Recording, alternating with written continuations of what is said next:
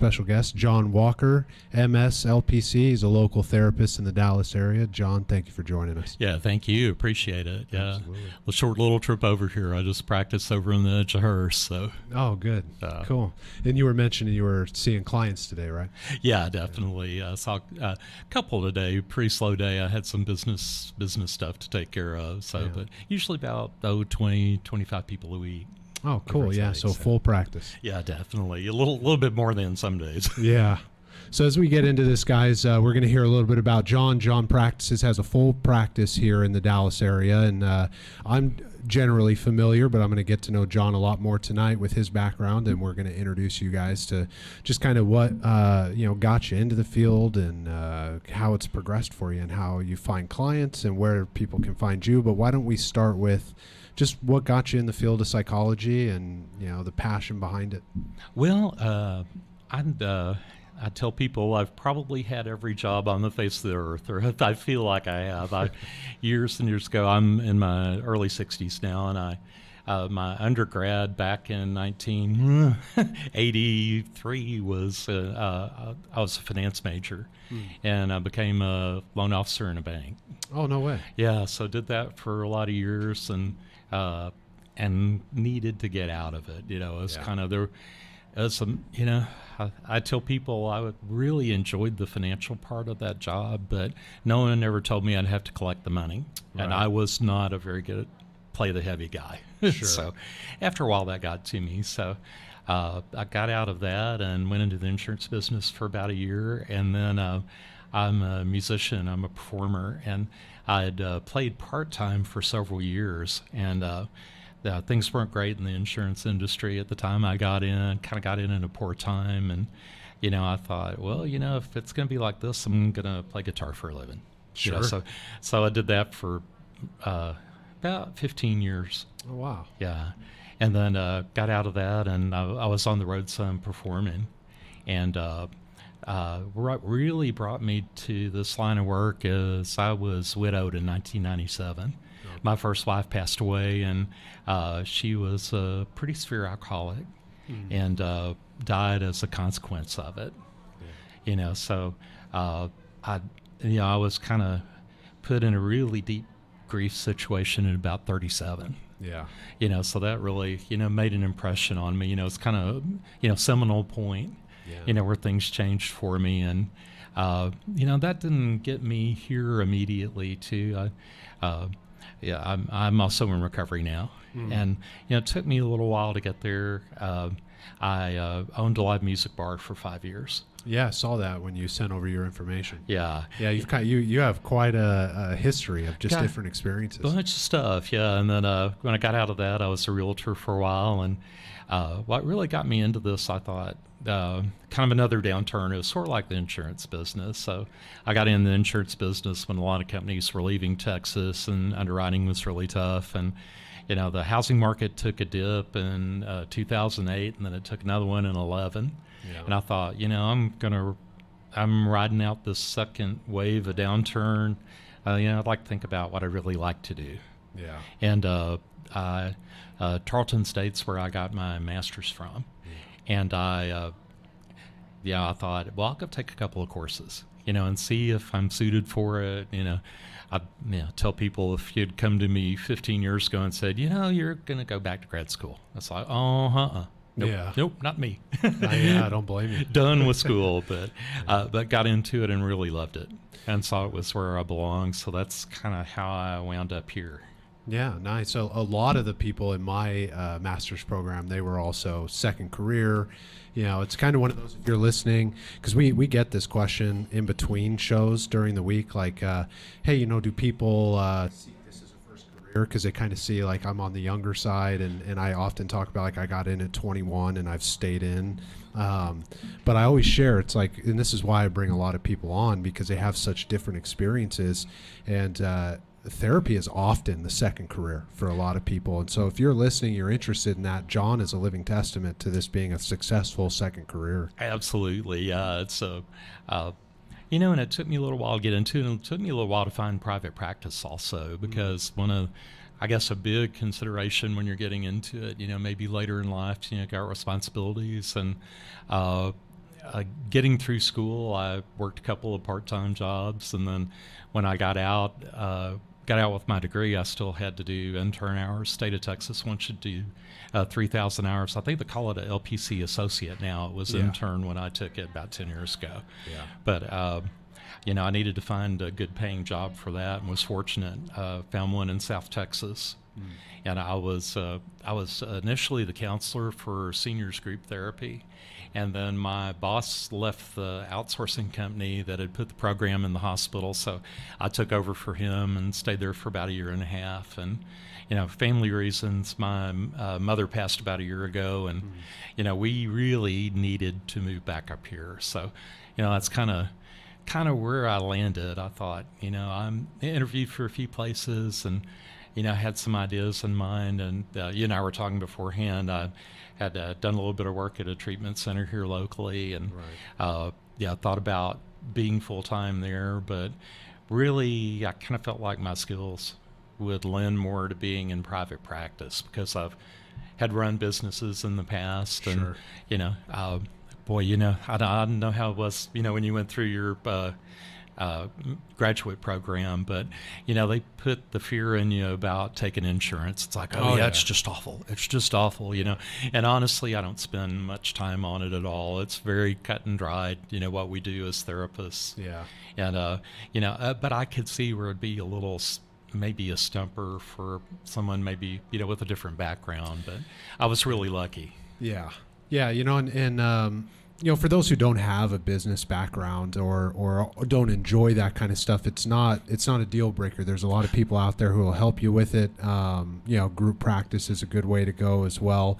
But like John is saying, it's not the end all be all. It is difficult, but I mean, the master's program was more difficult.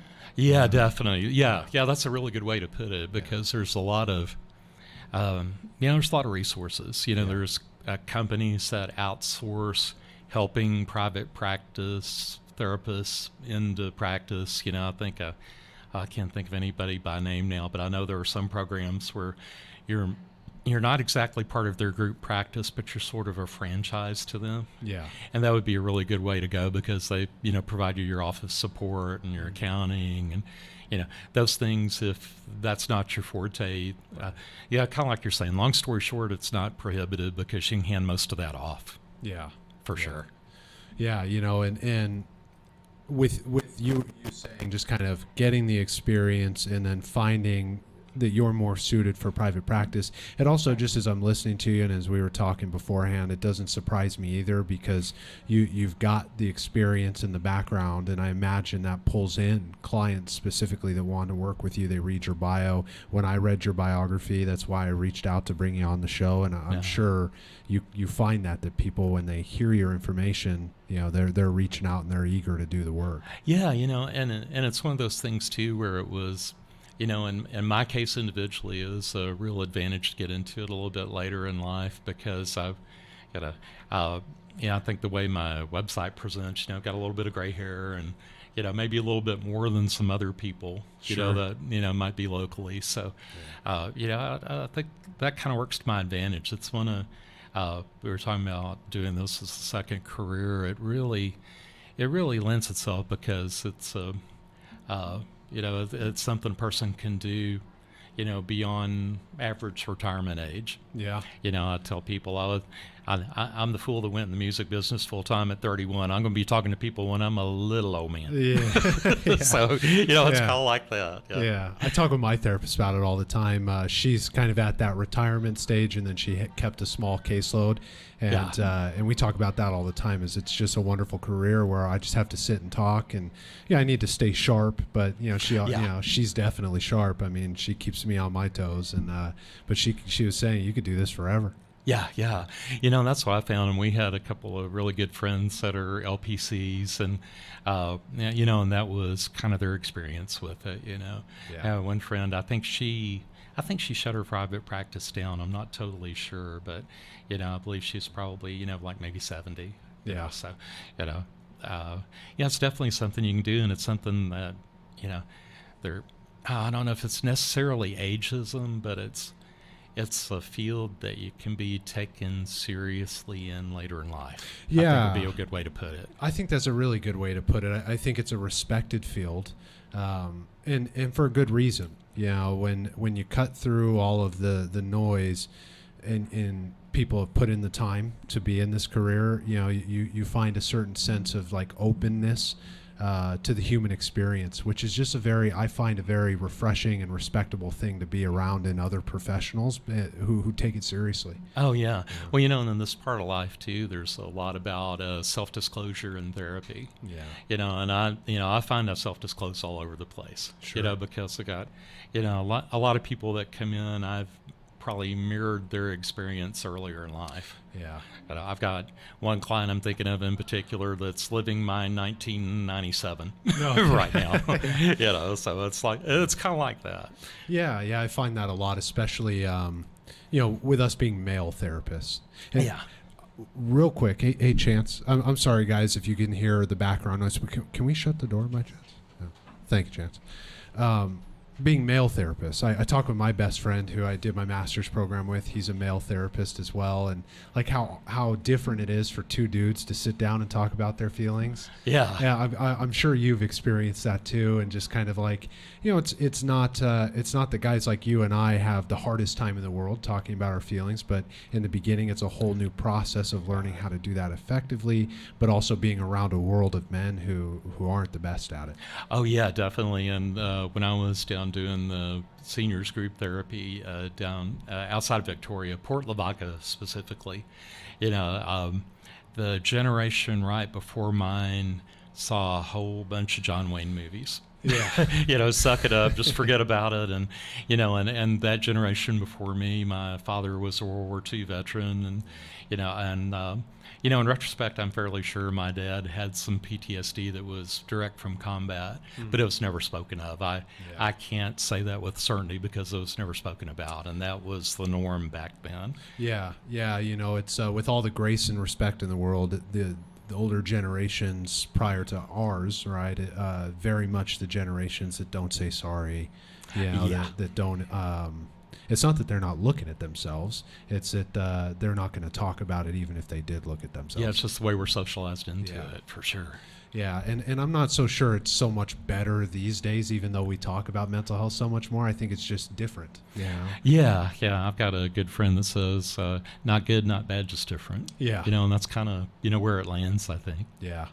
Yeah, because you hear a lot of it these days, especially with stuff like this and media. Everybody wants to talk about how the generations are different, but it's like all the same things that we would complain about the older generations. They were complaining about the generations prior to them and the generations after them. It's the way we operate as humans. Yeah, well, it's one of those rights of getting to middle age when you can go, God, the music, I just know. I don't get it. Yeah.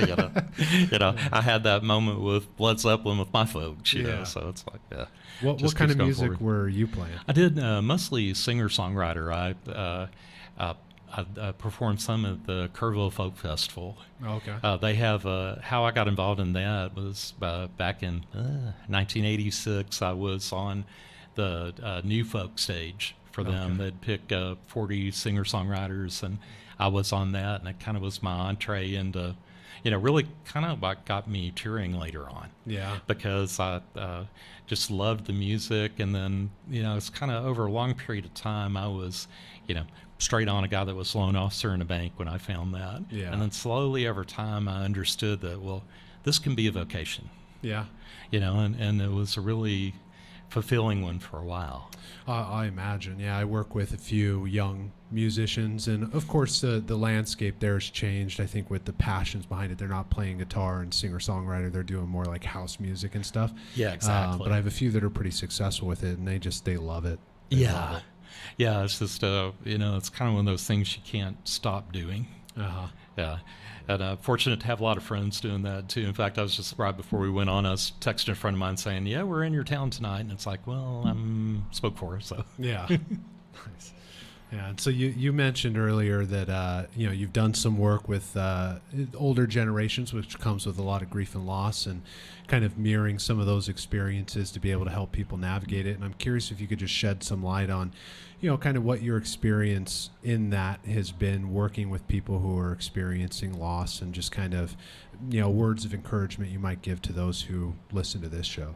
Well, and it was like when I was widowed, I was in grief therapy, I think 3 days after Katie's funeral. So, and carried a lot forward from that, kind of find myself quoting that a lot. One thing they told me is, don't let anyone tell you how to grieve. Yeah. Which they could have said probably alternately, that grief is such an individual thing for each person. Now, since I've got a little bit of training in this now, I add to that, don't let anyone tell you how to grieve unless you're harming yourself or someone else. Yeah. And, that was kind of my experience. I rolled off into being a bit of a drunk for a while and stayed that way for a little bit of a while. Yeah. So, it's, but, what I'm finding more than anything is that it's a really cool thing. If anyone, that's listening is going through a graduate program now, it's a cool thing how everything sort of gels. Yeah. Because, it's like we all studied Elizabeth Kubler-Ross in school in the 5 stages, and I've seen it 9, I've seen it 7, but those 5 stages, I found that's the place to start with everybody. Sure. It's a good foundation, and I think even people who don't study it can speak that language, which makes it relatable. Yeah, definitely. And usually you can talk to someone and listen to them talk and see which of the stages applies, and usually I'll ask people, it's like, I'll show them, I'll either write it down if we're in person, or the telemedicine software I use will let you PM back and forth, right. And I'll send it to them and I'll say, do any of those 5 resonate? They'll say, yeah, I think, maybe, the depression does, or the anger does. And, I find myself explaining bargaining quite a bit, which... Yeah, that's kind of the one of the 5, and we can lay them out for you guys here in just a second for those who are listening. We do have a lot of clinicians that listen, and just different helping professionals, sure. But we also get questions on the topics that we talk about, and so bargaining is a huge one, and I also, as a clinician, I identify with you in the sense of, like, in a session, that's often the one where we'll spend a little bit of time not just explaining the understanding, but also the manifestations of it. Yeah. But other than bargaining, could you highlight for us, I could do, but I'd rather have, if you're open to it, the other 4 stages. Oh, sure. It's denial, anger, bargaining, depression, and acceptance. Yeah. And it's funny, when I did my practicum hours here in I get Fort Worth, technically, a little further down the freeway we're sitting on right now. And it was funny because the first person I talked to there, I had to have the 5 stages on a sticky note on the person's file so I'd remember them all. Yeah. And, that not anymore. Right. We're past that part. Yeah. But yeah, the bargaining one's really interesting. I've come to understand it as what if or if only. Yeah. It's like, what if I had done this? If only they had taken better care of themselves. What if I had insisted they take better care of themselves? What if I'd been in a certain place at a certain time with them so they couldn't be in that place at that time where they left us? Yeah. Do you feel like in that realm that a lot of what you see in the realms of bargaining is survivor's guilt that's coming up there? Yeah, somewhat survivor's guilt. And the other thing that's kind of interesting to me is there's sort of a long game of bargaining. It's like, I think the bargaining itself, it's like we can, not everybody has that frame of reference, but we can think of it as bargaining with the higher power. Yeah. And it's like, well, so if I did this stuff, would you have left them with us? And the answer within grief and death in particular is no, I'm sorry. Yeah. And that's really hard. But what I'm finding interesting is that there's a long game of bargaining. It's like for a lot of people, it gets to the point, okay, higher power, so if I just agree not to go forward and be well, will it change things? And a lot of people wind up kind of rotating in that. Yeah, which ties in a lot, because with the 12-step and recovery realms of addictions, it's kind of, God, I just think is what a beautiful way that you're putting this is, it's almost like they take themselves hostage, right? I'm going to degrade this temple, right? This soul, because you took something from me. Yeah, exactly. And I'll give it back to you, God, if you start to maybe, show me that you're going to meet me halfway, which is, it's that bargaining of any addict, right? I mean, you and I know what that feels like, of like, I'll show you. Right? And it's like, we're not going to show God anything. Well, it's like when I finally tell people, my wife passed 97 and I got sober from alcohol in '07. And then I tell people, imagine my aggravated surprise when I figured out it needed to be me too. But it's kind of like that. When I got to recovery, I couldn't figure out why God was kicking my butt. Because it's like I tried to, lead a fairly straight life. It's like, I feel like I was a fairly nice guy. I could definitely line you up a half a dozen people say, oh yeah, he's a nice guy. He drinks a little too much, but he's a nice guy. Sure. So I couldn't figure out exactly what was going on with me. But the way I think of it sometimes now is I didn't know that I was entitled to my sober place in the world. A lot of people in recovery feel less than, and that was me also. And it's like, you just don't feel like you can do it without it. It's not so much like, oh, I'm going to have a spasm and pass out, if I don't have the substance. But it's like, God, how do I function without that? Because I'm not supposed to be a person without it. It becomes, it becomes a part of the identity, and stripping that part of us away, man, it leaves a God-shaped hole. Oh yeah, and it's like, and the music business, it's kind of that way too. It's like one of my mentors, back in the '90s when I was playing so much, he's going, some people come to see me sing, some people come to see me drink. I don't care what you are, I got your money already. So that was kind of some of my upbringing in that. Right. So it was, and he's being tongue in cheek, but kind of, maybe not. So if it's true, it's true, Proved out. It's like, proved, and they call it a proof of concept. We got proof. We went all over proof of concept back in the day.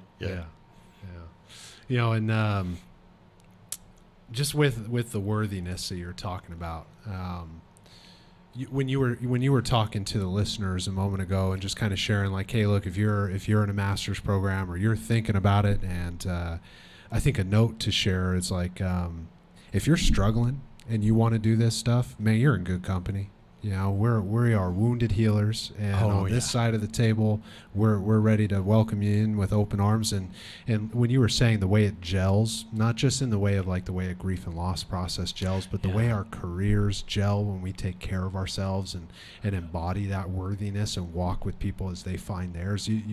I'm sure you see that every day. But, definitely.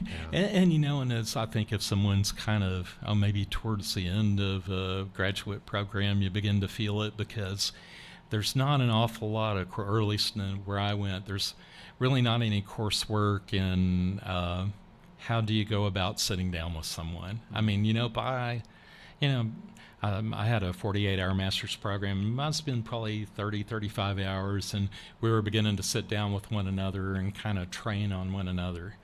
But there wasn't an awful lot of that until I got to my practicum experience, and then, you kind of get out there and you feel a little bit naked. It's like, it's like, wow, is this all, what do I do here? And then you find your feet with it, and then after you find your feet, you discover that, all that stuff that they taught me, it's beginning to make sense, and I can pick out which part of that to talk to you about. It's like any other skill. The more you practice it, the more you find yourself in it, and when you stick to the fundamentals, it becomes more. It flows better. Definitely. And it takes those years. You're working with human beings, so you're finding them and you're finding yourself. And the task of a clinician is to. My therapist always says, we're our best tool. So you're keeping yourself sharp so that when you go to the shed to use the tool, it's there. It's clean and current and ready to be used. You've got it all. Yeah, definitely. And I'm pretty much a Rogerian therapist. I use a lot of cognitive behavior therapy, but developing therapeutic bond. It's a really big thing. It's putting people at ease, talking about things. And we'll do this again, but people come in and out, especially on the live show. Uh-huh. Where would they be able to find your private practice? And we'll put all this in the comments too after, so if you guys are interested. Sure. Well, my practice name's Empathy Source Counseling, and I'm roughly at Precinct Line and Bedford Euless over in Hurst. It's technically 1245 South Ridge Court, Suite 105, Hurst, Texas. You're close to here. Yeah, I'm really close. I just went along at all. I stood up in my office, got in the car, came here. Yeah, very good. But really close there, and it's empathysourcecounseling.com online, and take a lot of different insurances. Which is one thing I really found was a godsend getting going in private practice. It took a minute. We were talking a little bit before we came on tonight. The credentialing process takes a little while, and at times it's a little frustrating because it feels like it takes too long needlessly. Yeah. But once I got past that it feels to me like there's two different ways to be in private practice. You can either, and I say it this way, you can attempt to do cash pay exclusively. And I say attempt because I'm not sure exactly how people just going in private practice do that model. Essentially the insurance companies do your marketing for you. It's like if you're in panel, you're going to be in their directory, and that's really the go-to for people that, if you're just another walk of life and it's like, okay, well, I need to seek some therapy, or, I need to start addressing this drinking problem I've got. Right. That's the first place people land generally is on their insurance company's website looking for somebody. Yeah. And that's where that, and another thing that my state supervisor for my intern hours taught me that's just invaluable. There's also employee assistance programs. Yeah. And that's probably about half my practice still. Oh, okay. Very cool. Yeah, and it's and it's really good because it's definitely develop long-term clients from that. Oh yeah. Yeah, all of my clients, that's how I found them, is through them reaching out to their insurance company. And it turns out my information is there and they can find me through their insurance, which is, I think, just a very helpful way to, because not everybody can afford the cash pay fully. And, there are some who do, and I work with those kind of clients too. But that kind of just comes with the territory when you've done it a long time and other referrals. And but I do agree with you of like, I'm not sure how people do it primarily cash pay, or I wouldn't go as far as to say like, why would you? But it's just a different road. It's a long road, I think. Yeah, because, and it's hard to speak to individual situations. There may be something where maybe a father or an uncle or someone's in private practice that's established cash pay, and you can become a part of that. I could see something like that, but I won't say insurance is a necessary evil, but it's necessary. for a lot of people. And I think what I've found over the last couple of years, and maybe you've seen this too, is that a lot of insurance companies, they're paying better on the on behalf of the client and for us as clinicians. Like they've gotten a little bit better on payouts, and there's still the headaches, but they've I don't get a lot of pushback from insurance companies. I really don't either, and it's like, and of course we document everything for medical necessity, and it's like, it's kind of another thing, it's like, I don't know if we were talking live or it was before we started, but a lot of times get the fear put in us about taking insurance, and also get the fear, it's like, oh yeah, if you're not careful, insurance is going to swoop in and just they're going to say, oh well, why are you treating this person, and give all the money back, and and that has not been my experience. No, there's been a few times in my career in private practice specifically where an agent from the insurance company will call just to like, hey, here's the level of care, like let's say it's like a unique case where they're kind of like, before they get to like just paying straight up for like outpatient stuff, I'm maybe coordinating with someone who's in treatment or etc. And they want a description of just kind of like what the plan is. and that's about as far as an insurance company's ever hassled me. Yeah, And it's usually yeah. a really delightful conversation. They're really just happy that we're doing what we're doing, and Yeah, they're on the other side of it and trying to help people too. yeah, Essentially, and honestly, in private practice, usually the numbers aren't big enough, I would think, from a business standpoint, for it to be worth the insurance company's while. yeah, Because it's most of our fees are well under, most procedures in a doctor's office. yeah. I know from personal experience, I paid for a couple lately. Sure. So it's like, whoa, you are making that? Okay, well, cool. I'm just making. Yeah. So, yeah. Of course, they had to suffer through residency, and I didn't do that. So. Yeah, they do a little more than us, but I mean, we do our share. Yeah, I know. Yeah, oh, for sure. Yeah. So empathysourcecounseling.com, we'll have those. If you're looking at us on YouTube and you find this video, you're listening to us on Spotify, it'll be in the description. John's website's going to be in all of the descriptions, and we'll make sure it's easily accessible so that they can find you. And if you're in the Dallas-Fort Worth area, you've got a therapist here that you've spent 50 minutes with listening to his background, and and maybe you feel like this could be a fit, and just kind of looking over your information, I would recommend you. I'll be keeping your information in my file, because I'm licensed in California. So the biggest reason I'm doing this show is, number one, to get to know clinicians in the area. But number two, it's like, if someone comes to me in my networks, I don't work with Texas clients. Yeah. So I have to have places to send them. So it's been really nice getting clinicians from the area in and building that network. So like, hey, I can't work with them, but I know somebody who can. Yeah. Well, and I've also kind of found that being in private practice too, it's kind of find your niche. Yeah. It's the best thing, because I'm strictly adults, 18, 21 and up. And, it's just kind of not my frame of reference to work with children or adolescents. I've never had a child, and, so I don't have a whole lot of experience to share with that. Yeah. Then I also found that don't do an awful lot of couples therapy. Me neither. Yeah. Yeah, it's just I actually had someone I'd worked with like a year and a half ago reach back out who was part of a couple situation. They needed a letter, but I think that was the last couple I worked with, and that was like almost a year and a half ago. I was kind of laughing, but it's just not my cup of tea. Yeah. And I think that's it. I think it's just kind of finding the right niche, because there are people that are great at it. If you're going through school for this now, and I thought, well, I'll just go get a bunch of stuff from the Gottmans and I'll watch that. And No. I mean, I understood clinically what they were saying, but I'm thinking, I'm not the one to execute these things. Right. It needs to be somebody else. So do you predominantly, in that age range that you were talking about, do you work with a lot of 12-steppers? Is that kind of a niche that you found that you work with? Well, what I find a whole lot is that it's people that are trying to find their way within that. Yeah. It's like it's typical for someone to, kind of be at that beginning stage of this might be a problem.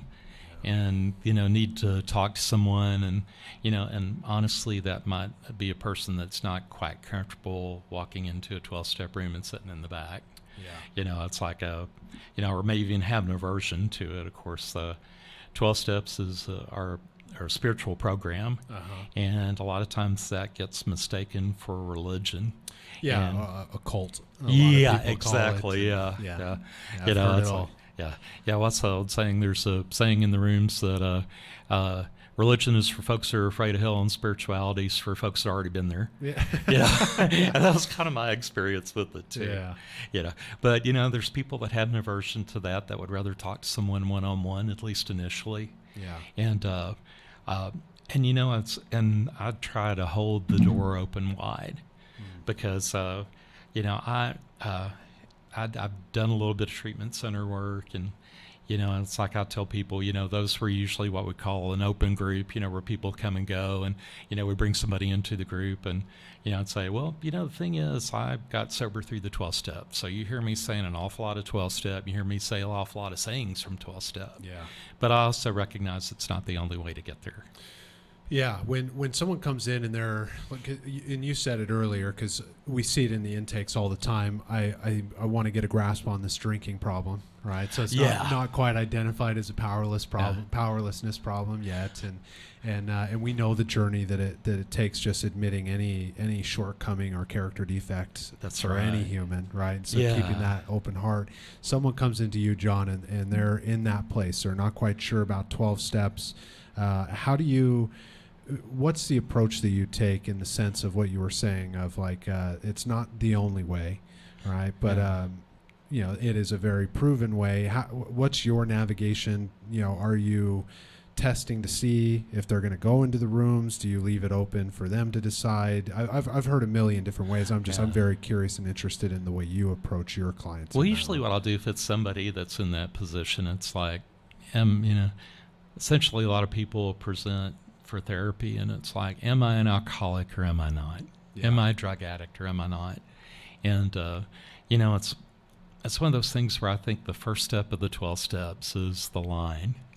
We admitted we were powerless over alcohol and our lives have become unmanageable. Yeah. And those are the two things to me that have to be present for it to truly be addiction. Yeah.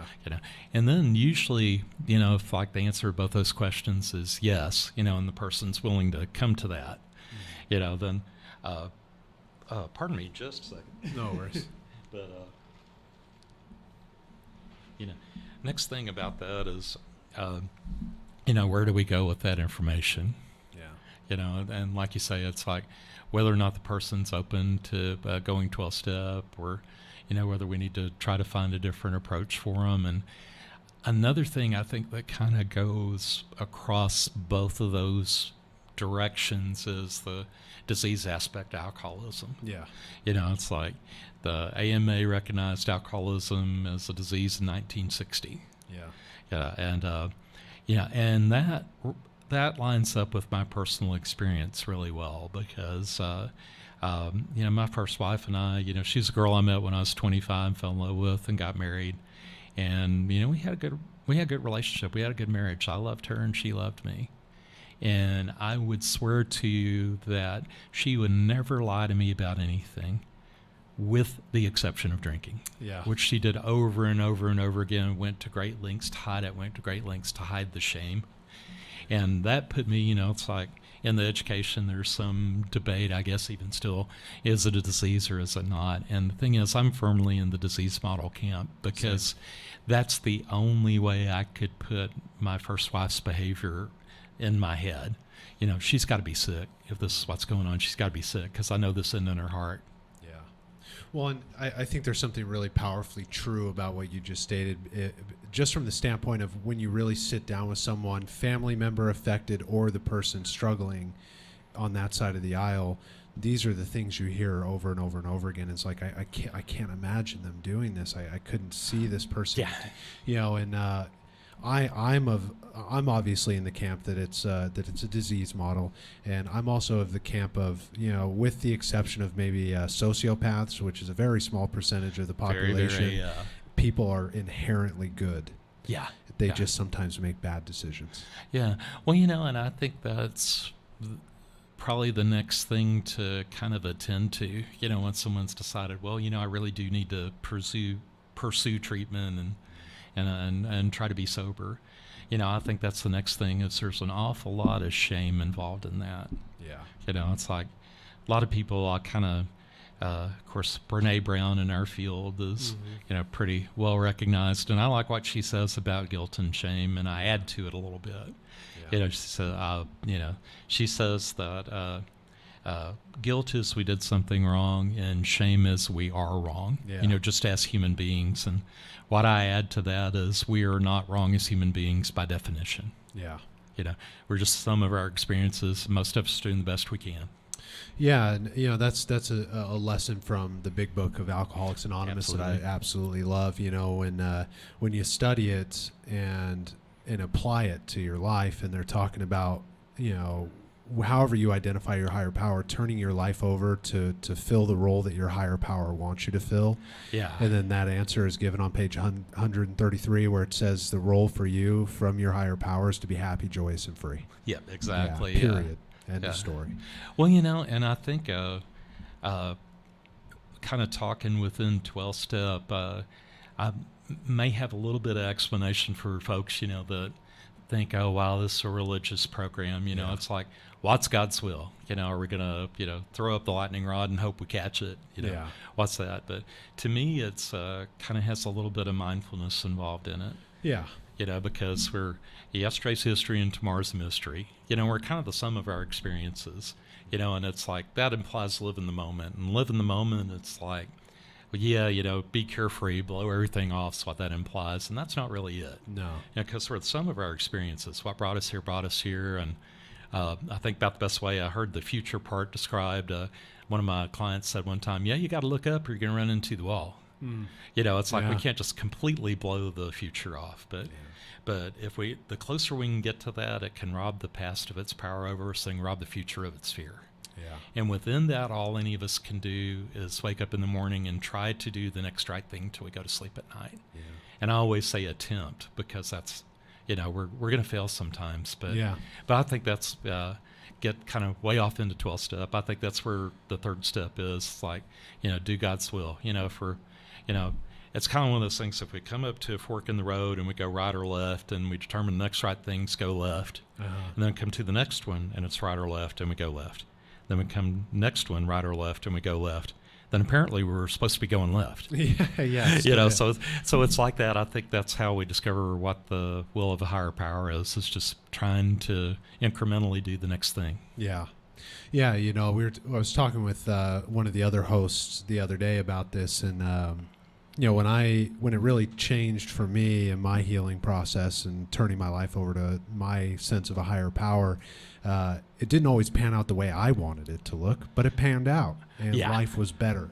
And there's a lot of peace in that. And I like how open you are about the approach of, like, the 12 steps are just they're a model of philosophy that's existed forever, that was compiled into one place that then worked. Yeah. And I think that's the part I always approach clients with, is it's not like the alcoholics that came together pulled it out of their ass. They pulled it out of the right books. They were paying attention, which also goes to highlight, like, you don't have to beat yourself up so much, because these guys were about as bad as it gets, and they were very intelligent, which is, and I tell my clients, especially the young men, and I'm looking at an intelligent young man, I'm pretty sure you could figure it out too. Yeah, exactly. Yeah. Well, it's like gets said in the rooms a lot, alcoholics and addicts are some of the coolest people in the world. Oh man, guys that'll give you the shirt off their back, will tell you the funniest jokes you've ever fucking heard in your life. Yeah, they're just good men, and they'll be of service to you. Yeah. And I'll tell you what, more and more and more in my life, whether it's here at the studio or in my private practice or with my clients, or I'm hanging out with friends or recovery circles, what matters is being of service. Yeah. It brings so much more into your life. And if there's one thing to take from, I think the stuff John and I are talking about tonight is just find ways to be of service, your unique spark, the things you bring to your community. And we talk about that a lot on this channel, but John, again, is another example of weeks and weeks in a row of clinicians coming on here and sharing that message in their own way. Yeah, because the thing is, it's like, if you're in the process getting ready to do this, it's like, well, what's my niche going to be? Your niche is probably going to find you. Oh yeah. Or you probably already have it and are maybe unaware of it fully. Yeah. Well, that's the thing about becoming a therapist, is there is an uncanny nature of the clients that walk in to see you that aligns with whatever it is that you need to be looking at. Yeah, exactly. In my 12-year career, it is uncanny. Yeah. And it would happen before I knew it was an issue. It would happen while I was working on it. Yeah. And now it happens way more now that I've taken steps towards actively walking a path of recovery. Now I find it way more, because God's like, okay, now you know what to do with it. Let's bring you the people who need that guidance. Yeah. Well, and it's like someone in my home group says it's divine choreography. Which makes sense. She was a dancer in New York, so okay. Yeah. So it made sense how she came by that, but it really is really descriptive. It's just that right and left takes us there. Yeah. And whether it's, someone coming in and we guide them towards the 12 steps, or we're guiding them towards some other modality that works, it's just about finding that process for them that's going to fit the pieces together. And people are really, they're really good at, when they process things, putting pieces together for themselves. And I often tell clients that, and I'm sure you do too as well, where, I'm just here to help you see what you don't know you know. Yeah. Well, and a whole lot of it's just listening and figuring out which of the things that were in the textbook at school to say. And, and honestly, a lot of people just need to get the poison out. Yeah. Get it out in the middle of the table. Yeah. Yeah. Which, kind of becomes self-care issue after a little while. But, like some of our experiences, I had such an experience with so much, when I was younger that, it's like I don't carry an awful lot of it home. It's like got a kind of the Al-Anon side of the 12 steps. I'm pretty familiar with that dynamic too. And it's like, it's not exactly that I don't scare easy, but also have an understanding that I'm not going to be able to bring the change about in the person. It's going to need to be them. Yeah. So that doesn't exactly let me off the hook. I still need to attend and do the best I can, but I also know that I'm not responsible for outcome. Yeah, and there's so much grace in those realms too, because my therapist would always tell me in the beginning, everybody in Al-Anon, they have some kind of addiction going on, right? Oh, yeah. And whether it's an addiction to people, an addiction to sex, an addiction to gambling, or some unidentified addiction to a substance, maybe not to the most severe degree that somebody who goes straight into the other aisle does. Right. But we as 12-steppers, we all converge into the same point. It's all God. Yeah. Right. Yeah. And we were all distracting ourselves from God. Oh, yeah. Which then paints the broader picture for society. I mean, that's been the problem since the beginning of time. Oh, yeah. Yeah. And it's one of those things too where really the 12 steps are sort of applied cognitive behavior therapy. Oh, yeah. With higher power added. Yeah. Just a little touch. Yeah, it was funny when I was going through graduate school, and there was they didn't have us do a thesis in my master's program, but there was, of course, research methods. Yeah. Which was essentially, this is what we do if we were going to do a thesis. And I thought, well, I'll compare CBT to 12-step, see which is better. And I got to researching it, and there's a thing called Project Match was done, like I believe in the early 2000s. And I remember reading the line while I was doing the research. Project Match, perhaps the most detailed study ever undertaken. Yeah, and I thought 2003, right? Yeah, I believe that's right. Yeah, I just read Project Match. Yeah, and I'm thinking, well, that lets my idea out.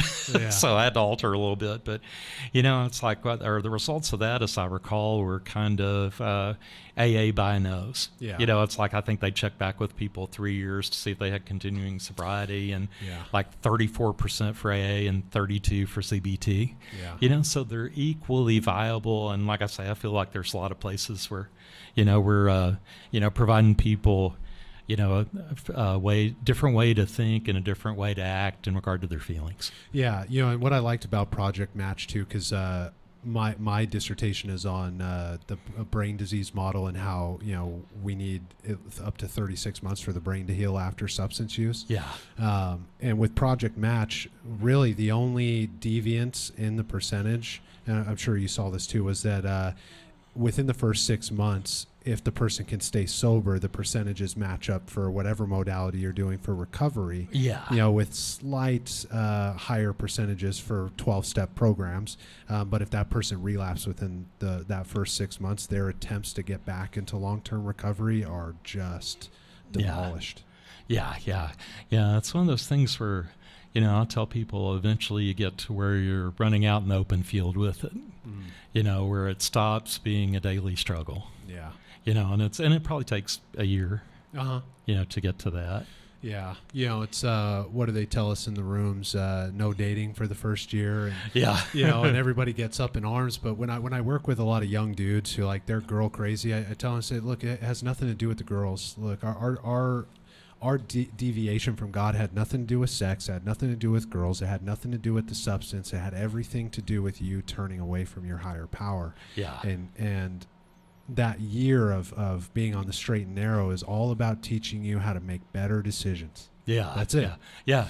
It's just like try to get all this other stuff out of your head. Yeah. Yeah. So a few quick questions for you while we come towards the end of the show.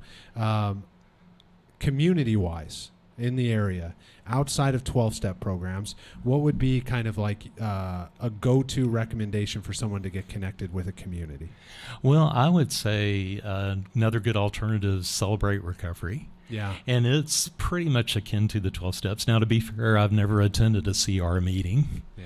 but it's my understanding that they pull the 12 steps down to 8, and it is very much centered on the Christian God. Yeah. You know, so if that's something that appeals to you more than something a little more secular, that's a really good spot to go. Yeah.